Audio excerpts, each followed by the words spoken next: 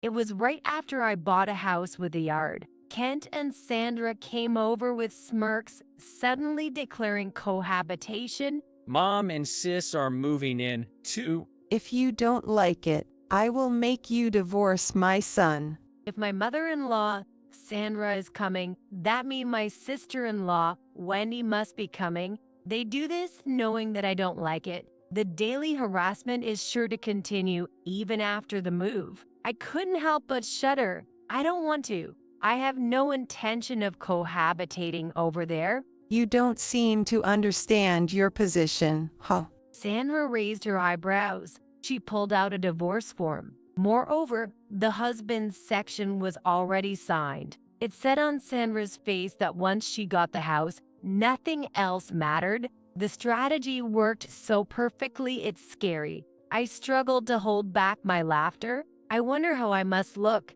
Trembling and bowing, Sandra looked triumphant. Quietly, I signed the divorce papers, packed my things, and left the dreaded in-laws house behind. Sandra made a harassing call on moving day. You've noticed? Sandra demanded to meet and talk. Just what I wanted? Let's meet and give them a piece of my mind face to face. I headed to the battlefield after meticulously preparing to discipline them. My name is Veronica. I work as an office worker at an advertising agency. It was the chief editor of the newspaper who introduced me to my husband, Kent. In my vulnerable position, I couldn't refuse the chief editor's offer. At the age of 29 at the time, after 6 months of dating, I succumbed to Kent's persistence and got married. I would curse myself for making the wrong decision at a crucial moment for a long time afterward. I think my mother-in-law, Sandra, intended to deceive me from the beginning.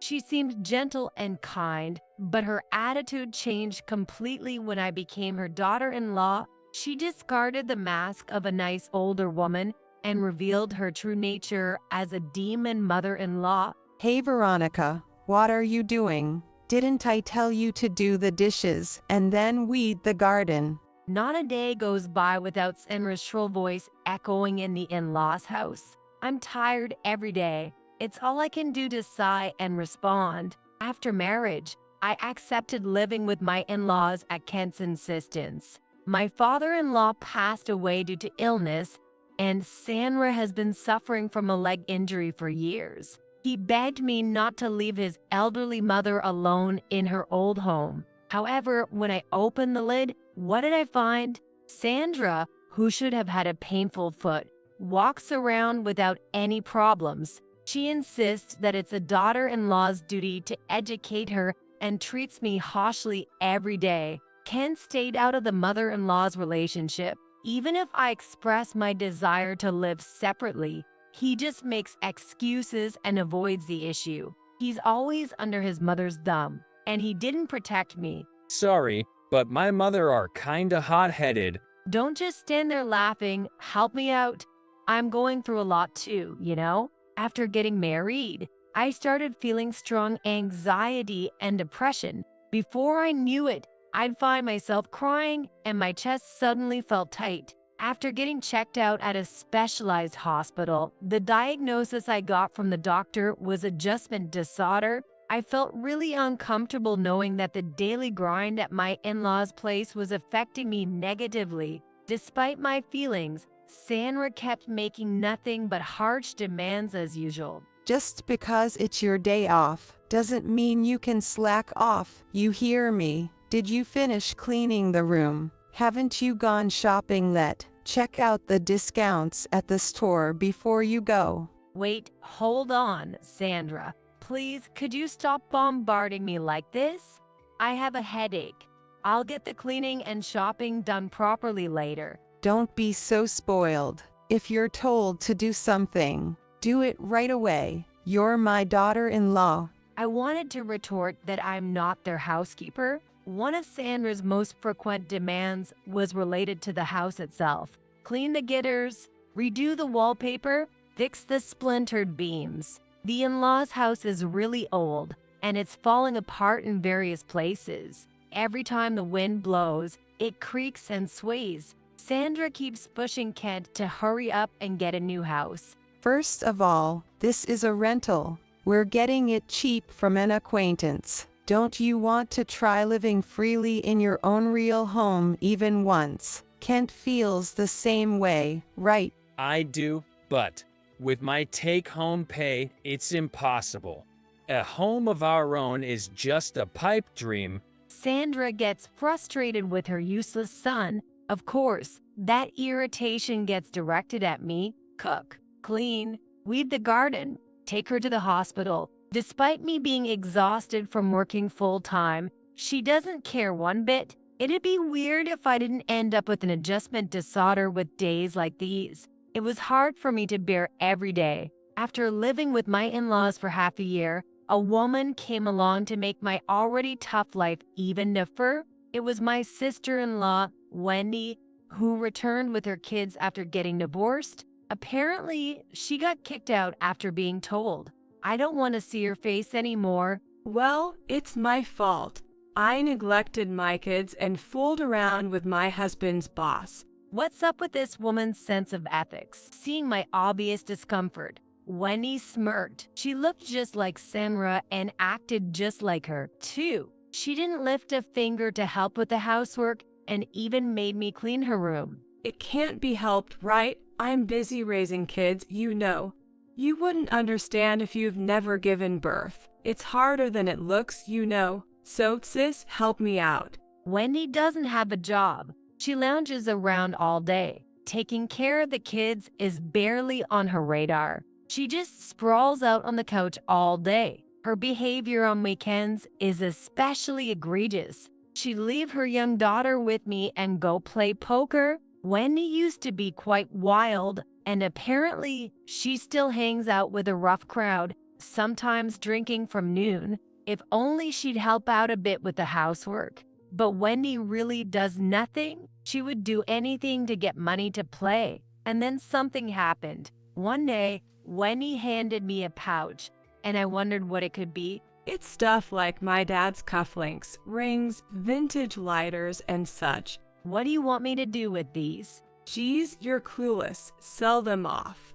But make sure you get a good price, okay? Belongings of her deceased father. They're supposed to be keepsakes after all. Wendy nonchalantly telling me to sell them. It made me feel quite sad. Knowing she'd use the money from selling them to go play poker made it even more depressing. I just couldn't bring myself to do it, so I explained the situation and handed the whole pouch over to Kent. I don't know what he did with his father's keepsakes afterward, and frankly, I don't want to know. A lot of things happened back when Wendy just moved back in. I started losing my belongings frequently ever since she showed up. It was around that time when I found out Kent was cheating.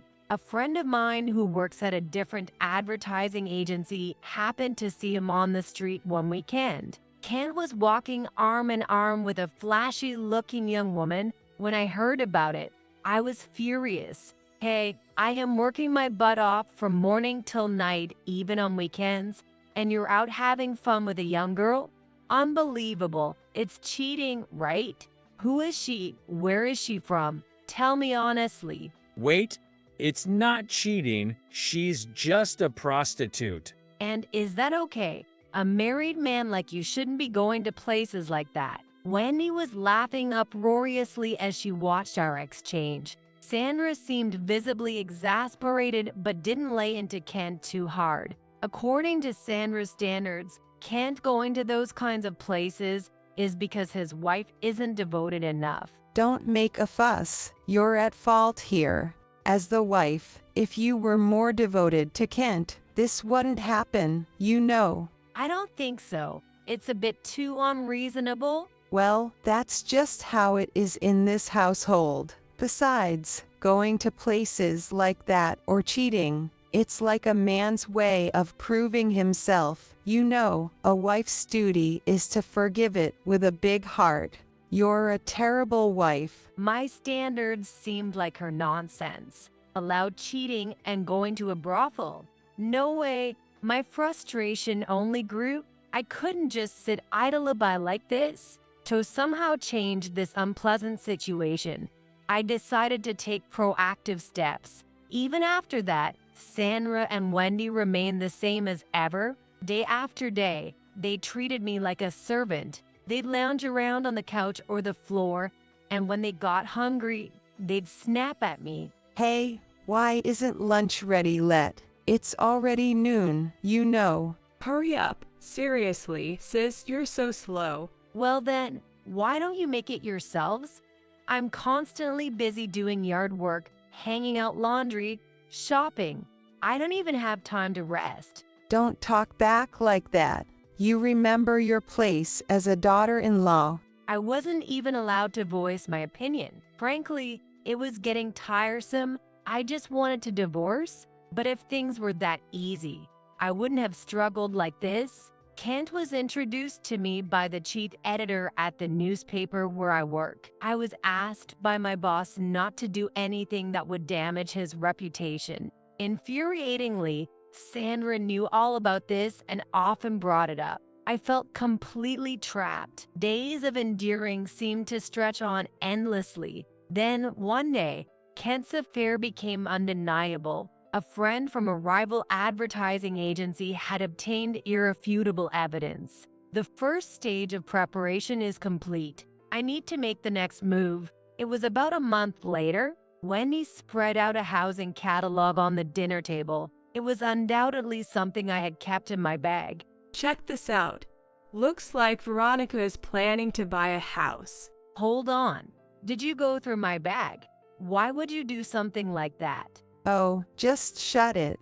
It's a bit rural, but not a bad house. Hey, Veronica, you gotta consult me about this kind of stuff, you know. The one I had my eye on was a detached house with a garden. As Sandra said, it's rural, but it's quite a good property. Truth be told, I've been to the site several times and met with a real estate agent. When I honestly disclosed this, the three of them got even more interested. What? Wait, is the conversation already at that point? Are you seriously buying it? It's cheap, spacious, not bad. Huh, Kent? You need guts, man. Oh man, but a detached house with a garden, huh?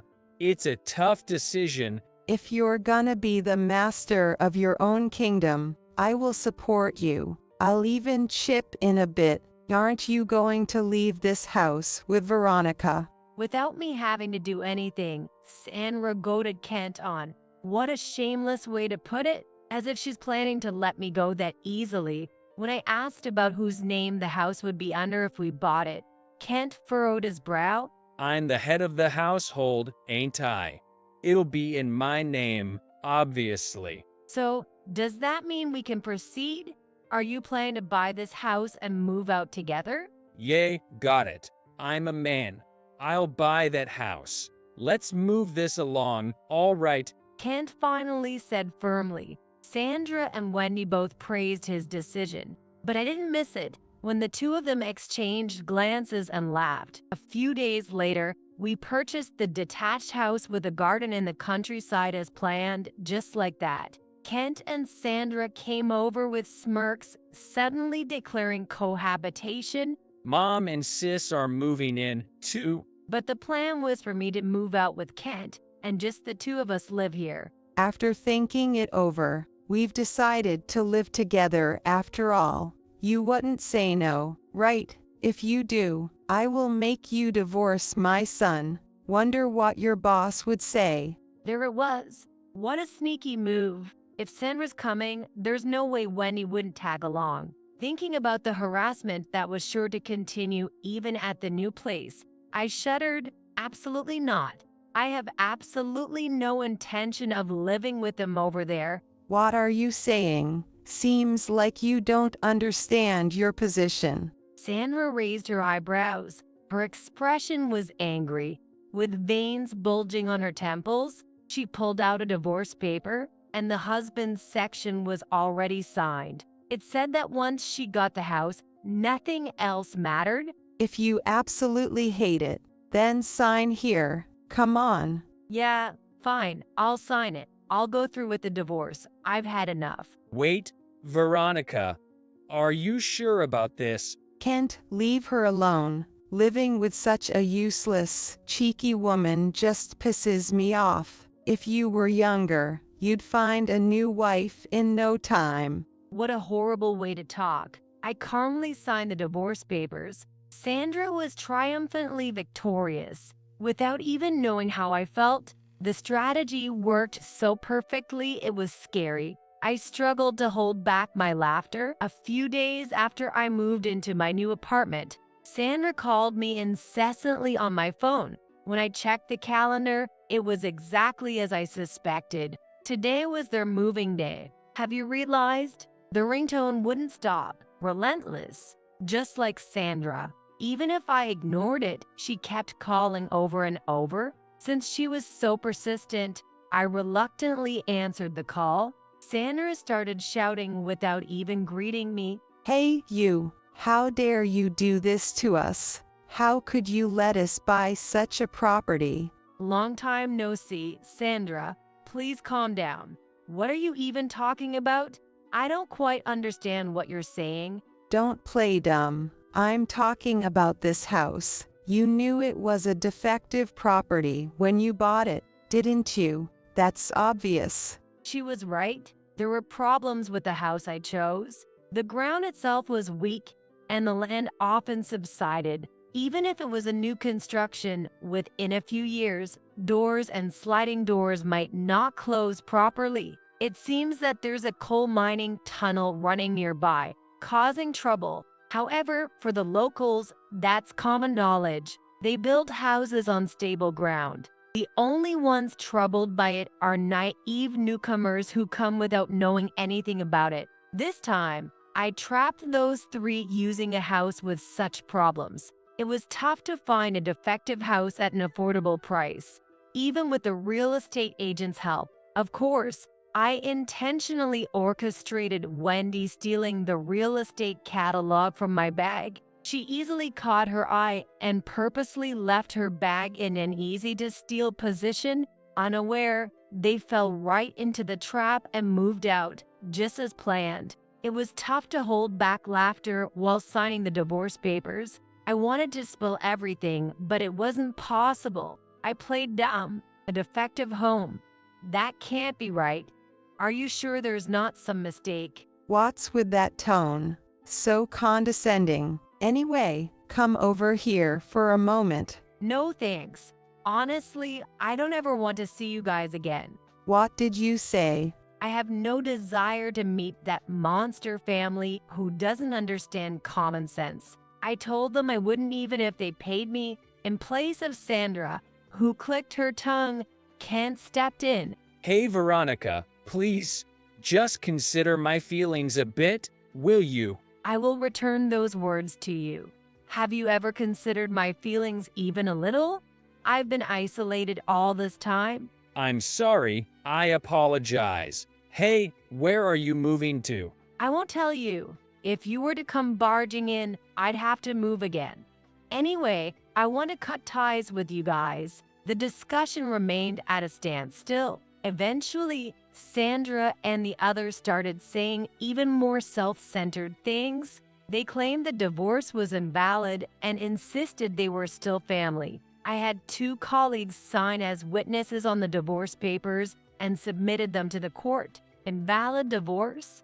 There's no way. How unreasonable can these people get? Anyway, let's just meet and talk once. We can't leave things like this, right? I'm asking you too, Veronica. Just once, okay? Let's settle this once and for all. No matter what, even if I declined Sandra and Kent's request to meet and talk, they would surely call me again. Well, if it comes to this, I have no choice. I'll meet them and settle things my way. Fine, I'll do it. I'll meet you just once. Thank you, I appreciate it. But I'll be the one to choose the time and place, okay? I wouldn't want to be ambushed or followed. If I don't get the upper hand, the next one is terrifying. After thorough preparation, I called the 3 of them to a certain cafe. I arrived at the designated cafe 20 minutes late. Sandra and Wendy, who were kept waiting by me,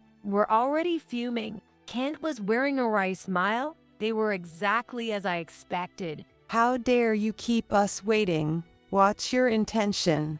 It's truly outrageous. I don't want to hear about common sense from you. What do you want? What's with your attitude? It's infuriating. Seriously, because of you, we got stuck with the defective home, and it's been nothing but trouble. Take responsibility. I told you, I don't know anything about it. It was your idea to move in together, wasn't it? Sandra faltered. Seems like she couldn't deny that. She and Wendy jumped into that defective home voluntarily. Their previous residence was apparently undergoing renovations by the owner, so aside from that defective home, they had nowhere else to go. If your demands are over, then it's my turn to speak. Sandra, I'm going to sue you for damages. I'll file a complaint. Be prepared. What? Damages? Complaint? Why would you do that? I don't understand. What did I do to you? You mentally tormented me until I developed an adjustment disorder. I showed them a copy of the diagnosis I got from the hospital. The three of them stared at it intently. Sandra's eyes were particularly round. She probably never even imagined that I had been seeing a psychiatrist. You never once thought about how much your hurtful words were affecting me, did you? It was really tough for me. I felt nauseous. I cried. It was really rough. So, it's because you're weak, right?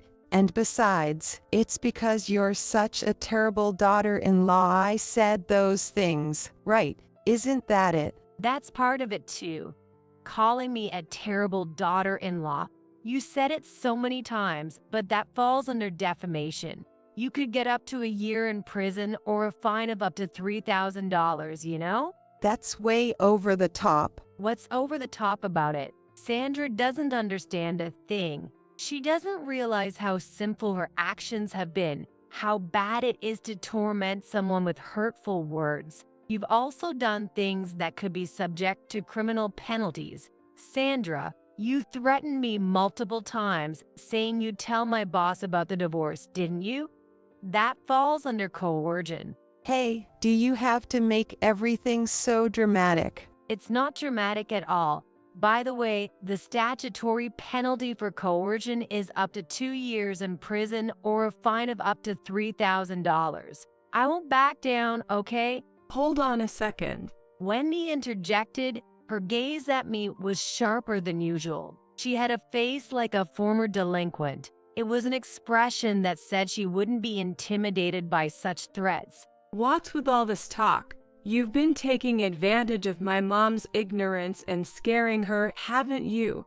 Do you have any evidence that she insulted you or threatened you? I do have evidence. I've been recording everything. Recording? Yes, I've been keeping the voice memo on my phone running the whole time. Ever since I've been staying at my former in-laws, there's quite a bit of audio saved. I've even extracted the parts where Sandra showered me with verbal abuse. If I submit that as evidence, there's no doubt defamation and coercion will be established. Did you think I was just going to take everything lying down?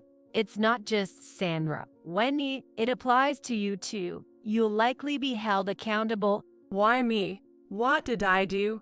What are you talking about? Why don't you think about it for a moment? Did you commit a crime? Or do you not remember doing anything to inconvenience me? There's no way. Don't treat me like an idiot. Wendy insists she's innocent, so I showed her the screen of my phone. Immediately, Wendy's face turned pale. Understandably so. What was displayed was her rifling for my bag. The ugly sight of her rummaging through my belongings while looking around furtively. When did you even record that? Ever since you came, my things have been disappearing constantly. Cosmetics, accessories, clothes, bags. So I set up hidden cameras. The worst. What do you think you're doing? Acting on your own like that, as my sister-in-law. I can't believe it. Who's being selfish here?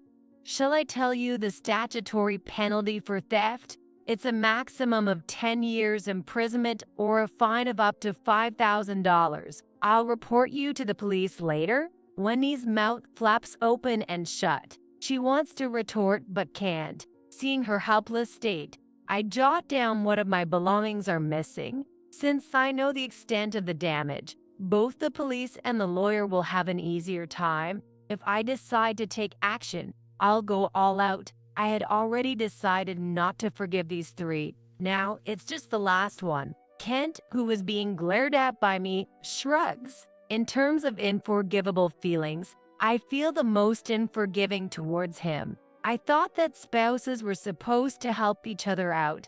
But Kent, it seems like you had a different idea. You've been against me from the beginning to the end, haven't you? Well, I didn't mean to be your enemy. Not even a bit. Believe me, even today, I was trying my best to mediate. Sure, enough with the lies. I don't need your mediation.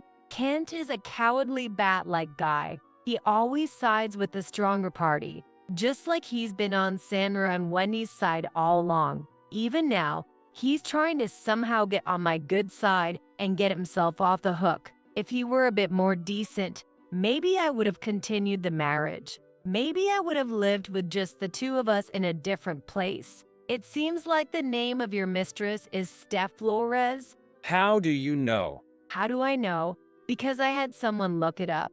I have a friend who's good at that sort of thing. There are even photos of you and Flores entering a hotel together. Look, here they are. No, I don't need to see them. Don't show me. Kent panicked as I tried to show him the screen of my smartphone. He probably didn't want his mother and sister to see them in the act of cheating. It wouldn't have mattered anyway. When it comes to morals and ethics, all three of them are long gone. They're all cut from the same cloth. Being that kind of family, I packed my smartphone and copies of medical certificates into my bag. There's nothing left for me to show as evidence from my side. Sandra, Kent, and Wendy all seem to have lost their will to resist. If you do something careless, you'll get reported. They seem to be scared like that. But unfortunately for them, I was fully intent on consulting the police even if they did nothing. I expect the police will come knocking at some point. You better not run away. Your charges might get worse. And also, make sure you don't follow me around. Got it? Veronica, don't say such cold things. We were married until just the other day, weren't we? Yes, we were.